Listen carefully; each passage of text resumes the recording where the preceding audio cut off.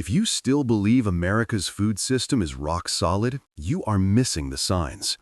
Grocery bills have jumped almost 30% since 2020, while most people's paychecks stayed the same. It is not just inflation. 1 in 6 households had to skip a meal recently just to pay other bills. We feel it every time we shop. The average cost to feed a family of 4 is now well over $1,200 a month, and that doesn't count eating out. Shelves are thinner, package sizes are smaller, and the quality of what we eat is dropping fast. What filled your cart for $100 a few years ago now barely fills a single bag. This quiet crisis is the result of multiple fault lines that are now splitting open across the food supply chain. Fertilizer shortages, the selling off of essential water rights, foreign groups buying up American soil, and a collapsing trucking industry. We are watching the foundation of our food security crumble. This is not a drill. It is a checklist for what is coming. The first major crack is the fertilizer supply chain. This is the one that most people do not understand, but without fertilizer, you do not have crops. No wheat, no corn, no soy. The problem is that over 90% of U.S. fertilizer production relies on imported natural gas, phosphates, and potash.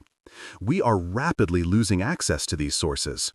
Sanctions placed after the 2022 conflict cut off global supplies from major exporters like Russia and Belarus. Meanwhile, high natural gas prices in the U.S., driven by exports to Europe, have forced American fertilizer plants to shut down or reduce their output. For you, this means 2 things. Costs have skyrocketed. The price of nitrogen fertilizer has almost tripled since 2020. And farmers are having to use less to save money. This guarantees smaller, weaker harvests. The results are already here. U.S. grain stockpiles are currently at their lowest levels since 2012. If we get hit with a bad winter or a major drought next spring, the resulting food inflation will be unlike anything we have ever experienced. It is a simple equation. No fertilizer means no food security. The next breakdown is logistical. The American Trucking Associations warns we are already short over 80,000 drivers, and that gap is expected to double within a few years. Why does this matter?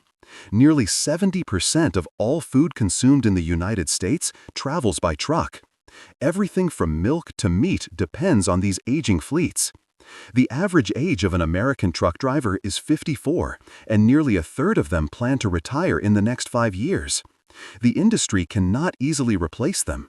Working conditions are poor, pay has not kept up with inflation, and insurance companies often refuse to cover drivers under 25 for the necessary long-haul routes. Automation is still years away from being a reliable solution for complex deliveries. What happens when major distribution centers lose their drivers? Spot shortages spread like fire across grocery chains. We are already seeing examples of major retailers in the Midwest and South running out of produce and meat for a week because deliveries simply failed to show up. No food trucks means no food. This is a countdown to national logistical failure. While we worry about the shelves, the land itself is being sold out from under us. Over 40 million acres of U.S. farmland, an area roughly the size of Florida, is now owned by foreign governments and private capital groups. China is a huge player, but wealthy investors from the Middle East and European private equity funds are also rapidly buying up everything from cornfields to cattle ranches. They are doing this for one reason: land provides leverage. When they own the soil, they control what gets planted, who gets fed, and what gets exported. American farmers are forced to sell due to crushing debt, drought, and equipment costs. Meanwhile, these same foreign interests are buying up water rights. Water is no longer treated like a public resource. It is an asset to be traded. As the Colorado River system dries up, states are cutting water to farmers, guaranteeing smaller harvests and higher prices for you. Hedge funds buy up those water rights and flip them like real estate. Companies have been caught extracting millions of gallons from drought-stricken areas just to bottle and sell it overseas. Your water bill is up 27% in some urban areas. The end game is simple. You will rent your food from the same people who own the ground it sits on, and they control the water needed to grow it. Our reliance on just a few seed giants has made the entire food system brittle. 4 major companies now control over 60% of the world's seed supply. This includes the vast majority of all corn, soy, and wheat grown in America. This is not about choice, it is about control. These genetically modified seeds are patented. Farmers cannot legally save and replant them. They must buy new seeds and often pay heavy fees every single season. This creates a closed system where farmers are dependent on these same corporations for the specific fertilizers and pesticides the seeds require. The real danger is the loss of diversity. When all the seeds are genetically similar, the system becomes fragile.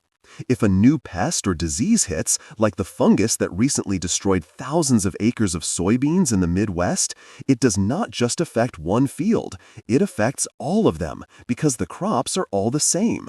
When one fails, they all fail. This lack of resilience is leaving us one bad season away from complete crop failure for staple foods. Look at your neighborhood. Independent grocery stores are vanishing. In the last 5 years alone, over 1,800 local grocers have shut down, crushed by predatory pricing and impossible supply contracts from mega retailers like Walmart and Amazon. When these independents die, they leave behind what the government calls food deserts, places where millions of Americans cannot access fresh, affordable food within a reasonable distance. Over 18 million Americans now live in these deserts. And here is the worst part. Even the big box stores are abandoning these areas. Walmart recently pulled out of several major cities, claiming they were unprofitable. They first killed the competition, and then they left, leaving communities reliant on gas stations and dollar stores. These limited options stock processed, nutrient-poor garbage that costs 20% to 30% more than real groceries.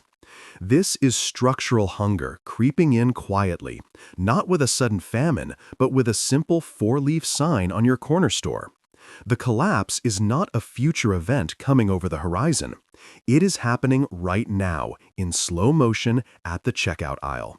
We see the warnings every time a farmer quits, every time a trucker walks off the job, and every time we see an empty shelf. The system is screaming. You are aware of the risks, so do not waste that knowledge. Do not bet your family's safety on the hope that giant corporations or a slow-moving government will suddenly fix this. The time to prepare is now. Stock up non-perishables. Learn to grow something, even small amounts. Build strong connections with local farmers and independent suppliers who are still fighting to provide real food. This is about being prepared, not paranoia. When food becomes a privilege instead of a right, everything else unravels. Stay awake, stay alert, and never assume that normal is coming back. We warn you because we are wide awake, and we refuse to be caught unprepared.